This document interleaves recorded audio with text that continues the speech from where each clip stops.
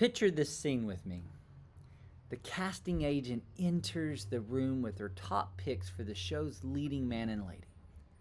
There's this new series that'll follow a spellbinding story of a clan that builds a powerful, world impacting family tree.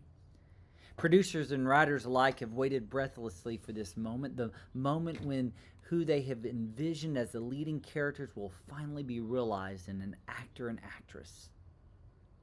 But when they turn to see who's been tapped for these most special of roles, their jaws hit the floor. See before their wide eyes, instead of the expected vibrant young couple with gleaming white teeth and tan toned bodies, stand a 75-year-old man and a 65-year-old woman. Not at all what they had pictured for their production. And yet this is what God has chosen. See, his screenplay called for a couple to launch a new nation, one that would impact the entire world, a nation through whom all the nations of the earth would be blessed. Abram and Sarai stand there, adorned perhaps by dusty old robes and crowned with wispy white hair and loosely fitting skin and as befuddled as anyone else. For God chose them to begin a nation. They were an unlikely pair, especially when you factor in that Sarai was barren.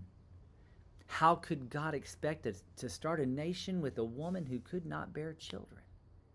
And to complicate the storyline, there will be 25 more years before they actually have their child of promise. By that time, Abram and Sarai will be 100 years and 90-year-olds respectively, and their names will be changed to Abraham and Sarah.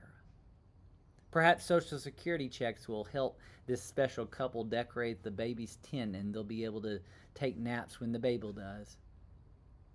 And the rest, as they say, is history or his story. God picks people, you and I, who wouldn't necessarily select to take part in his story. In fact, sometimes we are shocked by who plays the starring roles in God's stories.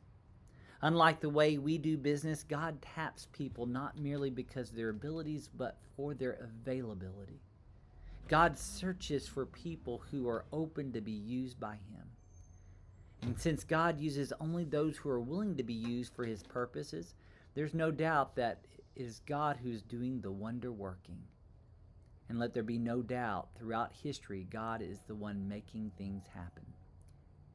I hope you'll join me this Sunday at 10 a.m. as we delve into chapter 2 of the story and discover how through an unlikely couple, God builds a nation. Join me as we continue our journey through this story.